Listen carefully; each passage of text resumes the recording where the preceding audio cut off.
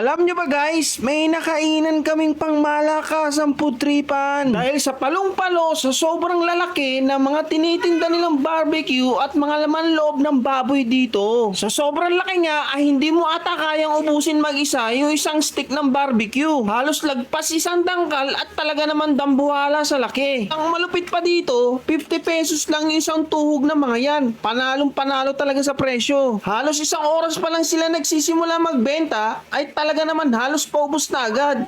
Hindi na nga sila tumatanggap ng mga online order nila. Dahil sa dami na nag-walk-in at mga nag-aabang ay kulang pa. Halos puro kilalang mga artista yung nadayo pa dito dahil kilalang kilala din sila sa kanilang tindang lechon na napakasarap. At ito nga yung Monchis Lechon na kilalang kilala ang lechonan dito sa La Loma, Quezon City. Yun lang guys, salamat!